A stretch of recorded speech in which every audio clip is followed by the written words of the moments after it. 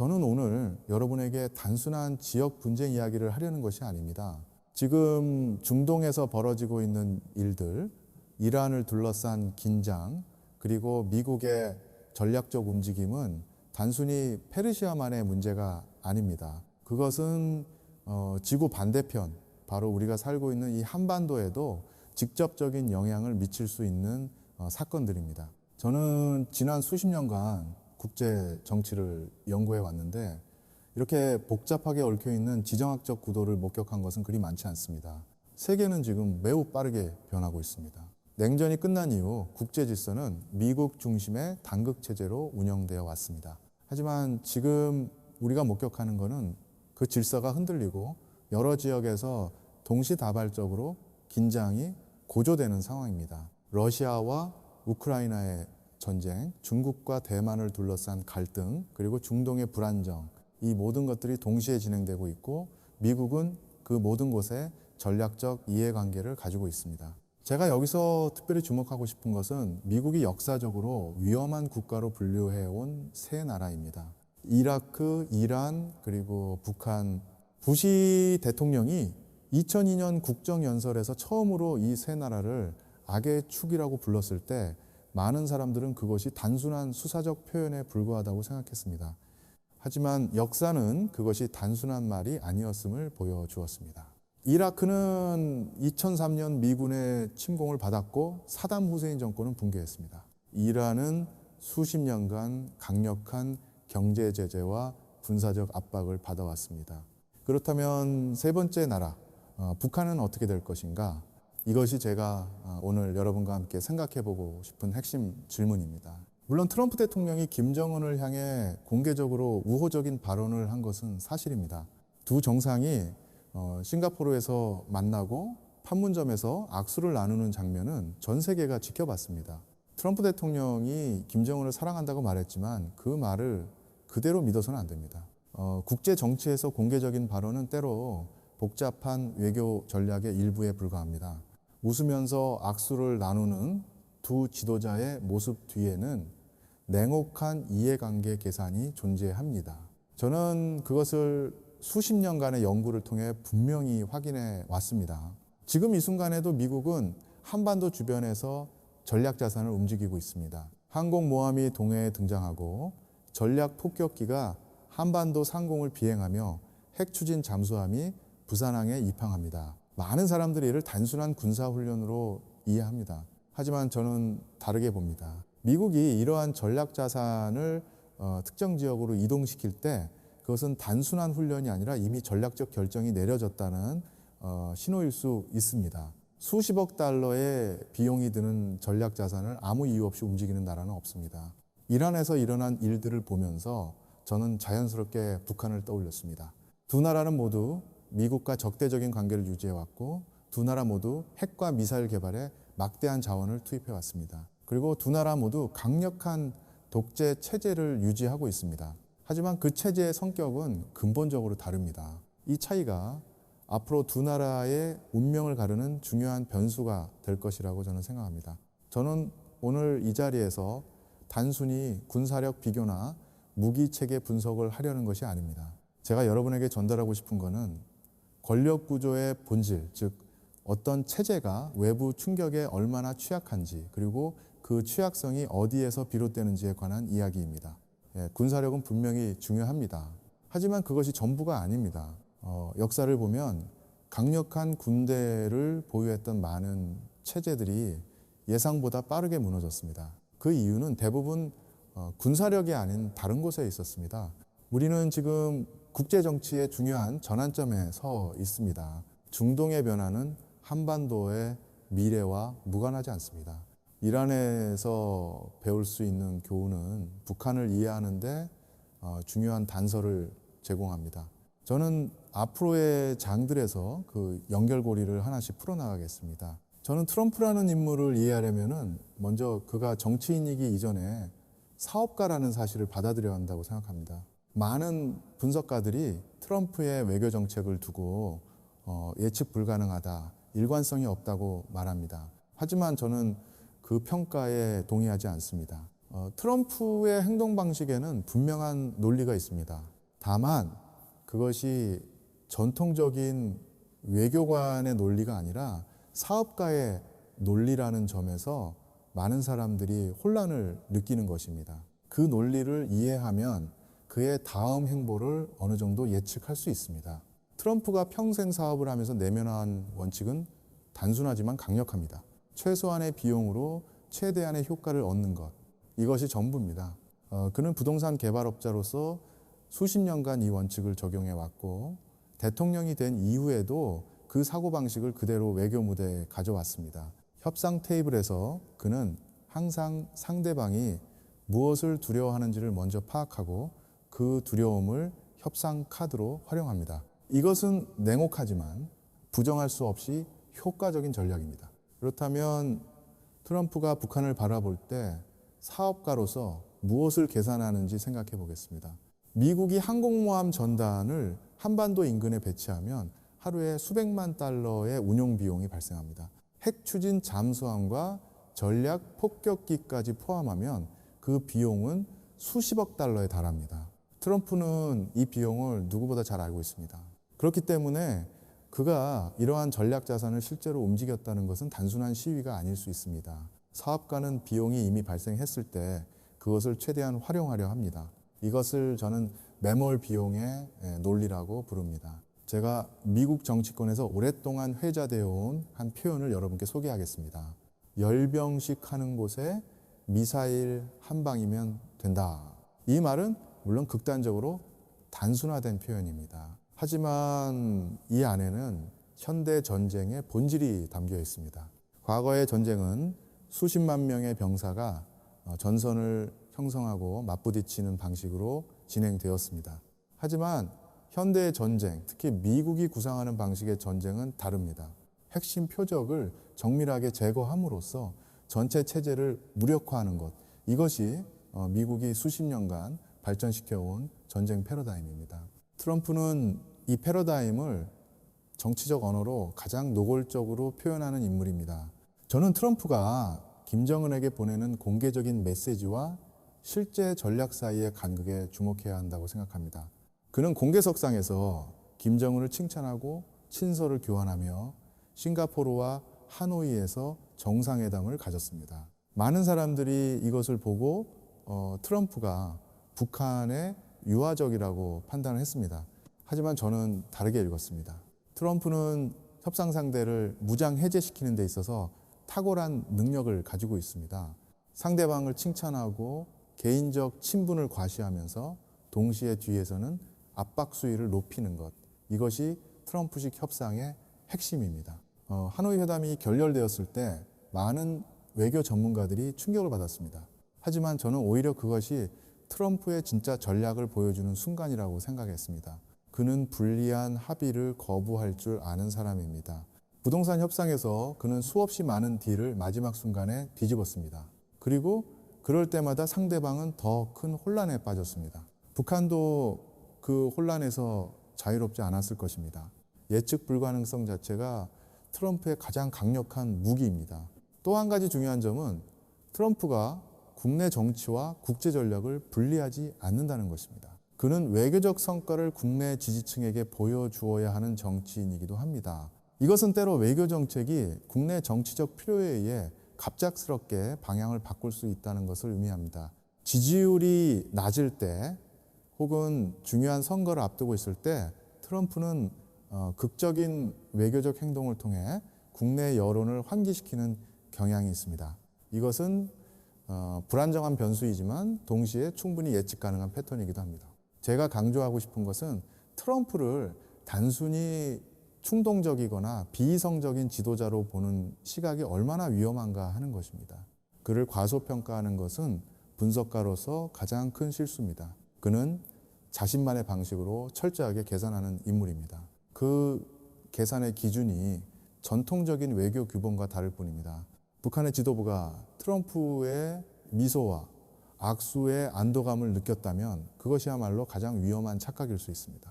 결국 트럼프의 논리를 한 문장으로 요약하면 이렇습니다. 최소한의 투자로 최대한의 결과를 얻되 그 과정에서 어떤 관계도 영원하지 않다는 것입니다. 동맹도 적도 심지어 사랑한다고 표현했던 상대도 예외가 아닙니다. 이것이 제가 수십 년간 미국 외교 정책을 연구하면서 내린 결론입니다. 그리고 이 결론은 한반도의 미래를 생각할 때 결코 가볍게 넘길 수 없는 무게를 가지고 있습니다. 저는 이란과 북한을 비교하는 작업이 단순한 학문적 흥미를 넘어서 매우 실질적인 전략적 의미를 가진다고 생각합니다. 두 나라는 표면적으로 많은 공통점을 가지고 있습니다. 둘 다 미국과 적대적 관계를 유지하고 있고, 둘 다 국제 제재를 받고 있으며, 둘 다 강력한 권위주의 체제를 운영하고 있습니다. 하지만 제가 수십 년간 두 나라를 연구하면서 발견한 것은 이 겉으로 보이는 유사성 뒤에 근본적으로 다른 권력 구조가 존재한다는 사실입니다. 그리고 바로 그 차이가 두 나라의 미래를 전혀 다른 방향으로 이끌 수 있습니다. 먼저 이란의 권력 구조를 이야기하겠습니다. 이란은 1979년 이슬람 혁명 이후 독특한 신정체제를 운영해 왔습니다. 이란 혁명수비대, 즉 IRGC는 단순한 군사 조직이 아닙니다. 그것은 이슬람 혁명의 이념을 수호하는 정치적, 경제적, 군사적 복합 조직입니다. 병력 규모만 해도 12만에서 15만 명에 달하고 이란 경제의 상당 부분을 통제하고 있습니다. 하지만 제가 더 주목하는 것은 그 조직의 이념적 기반입니다. IRGC 구성원들은 단순히 월급을 받기 위해 복무하는 것이 아닙니다. 그들은 시아파 이슬람이라는 종교적 신념 체계 안에서 자신들의 복무에 의미를 부여합니다. 이것이 결정적으로 중요한 차이입니다. 종교적 신념은 개인을 초월합니다. 이란의 최고 지도자 하메네이가 내일 갑자기 사라진다고 가정해 보겠습니다. 그것은 분명히 이란에 큰 혼란을 가져올 것입니다. 하지만 이슬람 혁명의 이념 자체는 사라지지 않습니다. 시아파 이슬람이라는 신앙체계는 어떤 개인의 존재보다 훨씬 오래되었고 훨씬 깊이 사람들의 마음속에 뿌리내리고 있습니다. 혁명수비대원들은 지도자 개인이 아니라 그 이념에 충성을 바치는 것입니다. 그렇기 때문에 이란의 권력 구조는 지도자 개인의 생사와 무관하게 일정 수준의 연속성을 유지할 수 있습니다. 이제 북한을 보겠습니다. 북한의 권력 구조는 표면적으로는 이란과 비슷해 보이지만 본질적으로 완전히 다른 원리 위에 세워져 있습니다. 김정은을 보위하는 호위사령부의 병력은 약 10만 명으로 추정됩니다. 그들은 북한 군대 중에서도 가장 엄선된 인원들로 구성되어 있고 최고의 대우를 받습니다. 하지만 그들이 충성을 바치는 대상은 무엇입니까? 그것은 어떤 초월적 이념이나 종교가 아닙니다. 그것은 오직 김씨 가문, 더 정확하게는 현재 살아있는 김정은이라는 단 한 명의 인간입니다. 북한의 체제는 수령 유일 지도 체계 위에 세워져 있습니다. 김일성, 김정일, 김정은으로 이어지는 백두혈통에 대한 숭배가 이 체제의 이념적 핵심입니다. 하지만 저는 이것이 종교적 신념과 근본적으로 다르다는 점을 강조하고 싶습니다. 종교는 신자 개인의 마음속에 내면화된 신념 체계입니다. 하지만 수령 숭배는 외부에서 강제되고 유지되는 것입니다. 북한 주민들이 김정은을 진심으로 숭배하는 것인지 아니면 숭배하는 척하지 않으면 살아남을 수 없기 때문에 그렇게 행동하는 것인지 저는 그것을 명확히 구별해야 한다고 생각합니다. 이것이 왜 중요한가 하면 강압에 의해 유지되는 충성은 그 강압의 원천이 흔들릴 때 함께 흔들리기 때문입니다. 이란의 혁명수비대원은 최고 지도자가 사라져도 자신의 신앙 때문에 계속 싸울 동기를 가질 수 있습니다. 하지만 북한의 호위사령부 군인은 어떻습니까? 김정은이라는 존재가 사라진다면 그들이 목숨을 걸고 지켜야 할 대상이 무엇인지 스스로에게 물을 수밖에 없을 것입니다. 그 순간 체제 전체가 방향을 잃을 수 있습니다. 저는 여기서 한 가지 역사적 사례를 떠올립니다. 1915년 히틀러가 자살했을 때 나치 독일은 단 며칠 만에 항복했습니다. 물론 그때는 이미 군사적으로 패색이 짙었던 상황이었습니다. 하지만 그럼에도 불구하고 수백만 명의 군인이 순식간에 전투 의지를 잃었다는 사실은 개인 숭배에 기반한 체제의 취약성을 극명하게 보여줍니다. 북한의 경우도 마찬가지입니다. 김정은이라는 중심이 무너진다면 그것을 대체할 수 있는 이념적 기둥이 존재하지 않습니다. 물론 저는 이것이 단순하게 전개되리라고 생각하지 않습니다.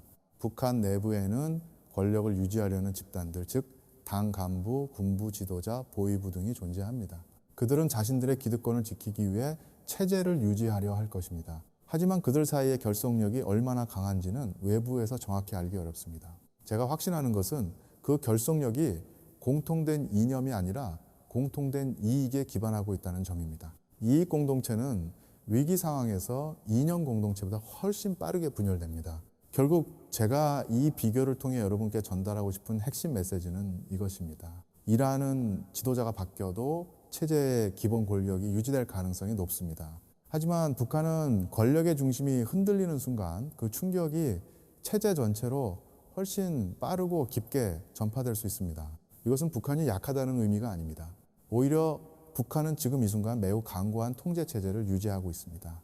하지만 그 강고함이 특정 조건 하에서 얼마나 빠르게 취약성으로 전환될 수 있는지를 우리는 냉정하게 인식해야 합니다. 그것이 한반도의 미래를 이해하는 데 있어서 가장 중요한 출발점입니다. 저는 군사력을 분석할 때 가장 경계해야 할 것이 숫자에만 의존하는 태도라고 생각합니다. 많은 사람들이 군사력을 이야기할 때 병력 수, 탱크 대수, 전투기 숫자를 나열합니다. 물론 이런 수치들이 중요하지 않다는 것이 아닙니다. 하지만 현대전쟁에서 그것들은 전체 그림의 일부에 불과합니다. 제가 수십 년간 군사전략을 연구하면서 깨달은 것은 진짜 군사력은 숫자가 아니라 그 숫자 뒤에 있는 질적 요소들에 의해 결정된다는 사실입니다. 오늘 저는 이란과 북한의 군사력을 이 관점에서 냉정하게 분석해 보겠습니다. 먼저 이란의 군사력을 살펴보겠습니다. 이란은 인구 약 9천만 명의 중견 국가입니다. 석유 수출을 통한 경제적 기반이 있고 그 자원을 바탕으로 상당한 수준의 군사력을 구축해 왔습니다. 이란은 탄도미사일, 순항미사일, 드론 기술에서 중동 지역 최고 수준의 능력을 보유하고 있습니다. 2024년 이란이 이스라엘을 향해 발사한 드론과 미사일 공격은 국제사회에 이란의 실질적인 군사 능력을 보여주는 사건이었습니다. 또한 이란은 헤즈볼라, 하마스, 후티, 반군 등 여러 지역 대리 세력을 통해 직접 충돌 없이도 전략적 영향력을 행사하는 능력을 발전시켜 왔습니다. 이것은 결코 무시할 수 없는 전략적 자산입니다. 그렇다면 북한은 어떻습니까? 북한은 공식적으로 약 100만 명의 군인을 보유하고 있다고 알려져 있습니다. 숫자만 보면 세계에서 손꼽히는 대규모 군대입니다. 하지만 저는 이 숫자를 그대로 받아들이는 것이 매우 위험한 착각이라고 생각합니다. 북한 군대의 상당 부분은 실제 전투 임무보다 건설, 농업, 물자 수송 등 비군사적 활동에 투입되어 있습니다. 경제난이 심각한 북한에서 군대는 노동력의 주요 원천이기도 합니다. 따라서 서류상의 100만 병력과 실제 전투 준비가 된 병력 사이에는 상당한 괴리가 존재합니다. 제가 특히 주목하는 것은 북한의 방공 체계입니다. 북한은 구소련으로부터 도입한 구형 방공 시스템을 운용하고 있습니다. 일부 현대화가 이루어졌다고는 하지만 미국의 최첨단 스텔스 기술 앞에서 그것이 얼마나 효과적일지는 매우 의문입니다. 미국의 이 스텔스 폭격기는 레이더에 거의 포착되지 않습니다. 이 항공기는 적의 방공망을 무력화하고 핵심 표적을 정밀 타격하도록 설계되었습니다. 북한이 아무리 많은 방공포와 미사일을 보유하고 있다 해도 그것들이 탐지조차 할 수 없는 적기 앞에서는 무용지물이 됩니다. 현대전쟁의 패러다임을 이해하려면 미국이 지난 수십 년간 수행해온 전쟁들을 돌아볼 필요가 있습니다. 1991년 걸프전에서 미국은 43일간의 공습으로 이라크의 군사 인프라를 사실상 무력화했습니다. 2003년 이라크 침공에서는 충격과 공포 작전을 통해 이라크군의 전투 의지를 단기간에 붕괴시켰습니다. 이 두 전쟁에서 미국이 보여준 것은 압도적인 공중 우세가 지상전의 결과를 미리 결정한다는 사실입니다. 북한도 이 교훈에서 자유롭지 않습니다.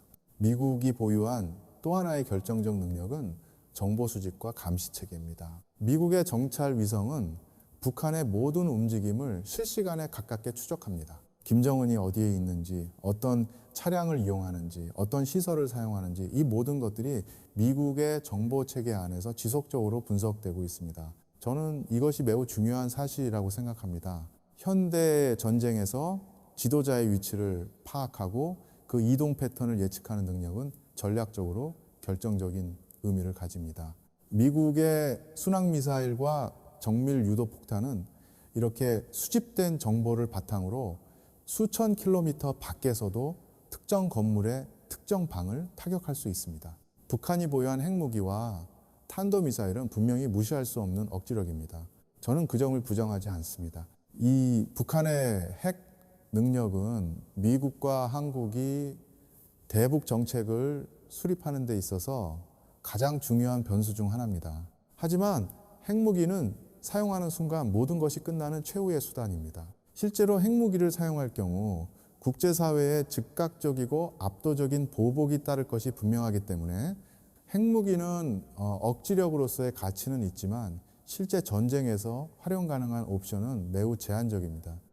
북한 지도부도 이 점을 잘 알고 있을 것입니다. 제가 여기서 강조하고 싶은 또 하나의 포인트는 군사력의 지속성 문제입니다. 전쟁은 단기간에 끝나지 않을 수 있습니다. 장기전이 될 경우 경제력과 산업 기반이 군사력을 결정하는 핵심 변수가 됩니다. 이라는 석유 수입과 상대적으로 다양화된 경제 구조 덕분에 장기적인 군사적 소모전을 어느 정도 버틸 수 있는 기반을 가지고 있습니다. 하지만 북한의 경제는 오랜 제재와 내부 비효율로 인해 심각하게 취약한 상태입니다. 군대를 먹이고 무기를 유지하고 연료를 공급하는 능력, 이 모든 것들이 장기전에서는 결정적인 요소가 됩니다. 결론적으로 저는 군사력을 숫자가 아닌 구조로 이해해야 한다고 생각합니다. 북한은 분명히 강력한 군사적 억지력을 보유하고 있습니다. 하지만 그 군사력이 실제 충돌 상황에서 얼마나 효과적으로 기능할 수 있는지는 전혀 다른 문제입니다. 방공망의 취약성, 경제적 기반의 부실함, 그리고 미국의 압도적인 기술적 우위, 이 세 가지 요소를 종합적으로 고려할 때 저는 북한의 군사력이 외부에서 보이는 것보다 훨씬 더 많은 구조적 한계를 안고 있다고 판단합니다. 그리고 그 한계를 정확히 이해하는 것이 한반도의 미래를 냉정하게 바라보는 데 있어서 반드시 필요한 작업이라고 생각합니다. 저는 지금까지 4개의 장에 걸쳐 지정학적 변화, 트럼프의 전략적 논리, 이란과 북한의 권력 구조 비교, 그리고 군사력의 실질적 한계를 이야기했습니다. 이제 마지막 장에서 저는 이 모든 분석을 하나로 묶는 핵심 질문에 답하려 합니다. 과연 무엇이 한 국가와 체제를 진정으로 강하게 만드는가? 그리고 그 강함은 어디에서 비롯되며 어디에서 무너지기 시작하는가? 저는 이것이 단순히 학문적인 질문이 아니라 지금 이 순간 한반도의 운명과 직결된 매우 현실적인 질문이라고 생각합니다. 제가 수십 년간 국제 정치를 연구하면서 반복적으로 확인한 사실이 하나 있습니다. 역사 속에서 가장 강력해 보였던 체제들이 예상보다 훨씬 빠르게 무너진 사례들이 놀랍도록 많다는 것입니다. 1989년 베를린 장벽이 무너졌을 때 불과 몇 달 전까지만 해도 동독 체제가 그렇게 빠르게 붕괴할 것이라고 예측한 전문가는 거의 없었습니다. 1991년 소련이 해체되었을 때도 마찬가지였습니다. 세계 최대의 핵무기를 보유하고 수백만 명의 군대를 거느린 초강대국이 내부로부터 조용히 무너졌습니다. 이 사례들은 우리에게 중요한 교훈을 줍니다. 체제의 강함은 외부에서 보이는 군사력이나 경제력만으로 측정할 수 없다는 것입니다. 그렇다면 체제를 진정으로 지탱하는 힘은 무엇입니까? 저는 그것이 세 가지 요소로 구성된다라고 생각합니다. 첫째는 권력 구조의 안정성입니다. 지도자 한 명이 사라져도 체제가 흔들리지 않을 만큼 권력이 분산되고 제도화되어 있는가. 둘째는 체제를 지키는 사람들의 신념입니다. 그들이 진심으로 믿기 때문에 싸우는 것인가 아니면 두려움 때문에 복종하는 것인가. 셋째는 외부 충격을 흡수할 수 있는 사회적, 경제적 탄력성입니다. 이 세 가지 요소를 기준으로 이란과 북한을 다시 한번 비교해 보겠습니다. 자, 이란은 이 세 가지 기준에서 모두 북한보다 유리한 위치에 있습니다. 이란의 권력 구조는 최고 지도자, 대통령, 의회, 혁명수비대, 사법부 등 여러 기관이 복잡하게 얽혀 있습니다. 이것은 때로 비효율을 낳기도 하지만 동시에 한 지점이 무너져도 전체가 무너지지 않는 분산된 탄력성을 제공합니다. 혁명수비대원들은 시아파 이슬람이라는 깊은 신앙체계에 의해서 자신들의 임무에 의미를 부여합니다. 그리고 이란 사회는 오랜 제재에도 불구하고 나름의 경제적 적응력을 발전시켜 왔습니다. 이란이 쉽게 무너지지 않는 이유가 바로 여기에 있습니다. 반면 북한은 이 세 가지 기준 모두에서 구조적 취약성을 안고 있습니다. 권력은 사실상 한 사람에게 집중되어 있습니다. 김정은이 없는 북한의 권력 구조가 어떻게 작동할지 솔직히 말해서 북한 내부의 누구도 명확한 답을 가지고 있지 않을 것입니다. 체제를 지키는 사람들의 충성심은 신념보다는 특권과 두려움에 기반하고 있습니다. 그리고 북한 경제는 외부 충격에 대한 흡수 능력이 극도로 제한되어 있습니다. 이것은 북한이 지금 당장 무너진다는 의미가 아닙니다. 하지만 특정 조건이 갖춰졌을 때 그 붕괴가 외부의 예상보다 훨씬 빠르고 극적으로 진행될 수 있다는 것을 의미합니다. 저는 여기서 시스템의 힘이라는 개념을 좀 더 깊이 생각해 보고 싶습니다. 진정으로 강한 시스템은 그것을 구성하는 개별 요소가 약해져도 전체로서 기능을 유지합니다. 마치 잘 설계된 건물이 기둥 하나가 손상되어도 무너지지 않는 것처럼 말입니다. 이런 시스템의 강함은 분산에서 나옵니다. 권력이 분산되고 신념이 개인을 초월하며 경제적 기반이 다양화되어 있을 때 시스템은 외부 충격에 강해집니다. 반대로 모든 것이 하나의 중심점에 집중된 시스템은 표면적으로는 매우 강력해 보이지만 그 중심점이 흔들리는 순간 전체가 함께 무너질 위험을 안고 있습니다. 이것이 왜 국제 정치에서 중요한가를 생각해 보겠습니다. 미국을 비롯한 외부 세력이 어떤 체제에 압박을 가할 때 그들이 가장 먼저 분석하는 것이 바로 이 구조적 취약점입니다. 어디를 건드리면 시스템 전체가 흔들리는가? 이것이 현대 전략의 핵심 질문입니다. 북한의 경우 그 답은 비교적 명확합니다. 모든 것이 한 사람에게 집중되어 있기 때문에 그 중심을 겨냥한 압박이 가장 효과적입니다. 미국의 정보당국이 김정은의 동선을 끊임없이 추적하는 이유가 바로 여기에 있습니다. 저는 이 분석을 통해 한 가지 중요한 메시지를 전달하고 싶습니다. 한반도의 평화와 안정을 진정으로 원한다면 우리는 북한 체제의 본질을 냉정하게 이해해야 한다는 것입니다. 북한을 과대평가하는 것도 과소평가하는 것도 모두 위험합니다. 북한은 분명히 강력한 억지력을 보유하고 있고 그 체제는 외부에서 생각하는 것보다 훨씬 복잡한 내부 메커니즘을 가지고 있습니다. 하지만 동시에 그 체제는 개인 숭배라는 매우 취약한 기반 위에 세워져 있으며 그 취약성은 특정 조건 하에서 예상치 못한 속도로 현실화될 수 있습니다. 마지막으로 저는 이 모든 분석이 궁극적으로 지향해야 할 방향을 이야기하고 싶습니다. 저는 전쟁을 원하지 않습니다. 어떤 형태의 군사적 충돌도 한반도에 살고 있는 수천만 명의 사람들에게 돌이킬 수 없는 비극을 가져올 것입니다. 제가 이 분석을 하는 이유는 전쟁을 부추기기 위해서가 아닙니다. 오히려 반대입니다. 상대를 정확하게 이해하는 것만이 진정한 평화를 만들어가는 출발점이 될 수 있기 때문입니다. 국제정치에서 한 체제의 생존은 군사력만으로 결정되지 않습니다. 권력 구조의 안정성, 구성원들의 신념, 그리고 시스템 전체의 탄력성, 이 세 가지가 함께 작동할 때 비로소 그 체제는 진정으로 강하다고 말할 수 있습니다. 그리고 그것을 이해하는 것이 우리 모두가 더 나은 미래를 준비하는 데 있어서 가장 중요한 첫걸음이라고 저는 확신합니다.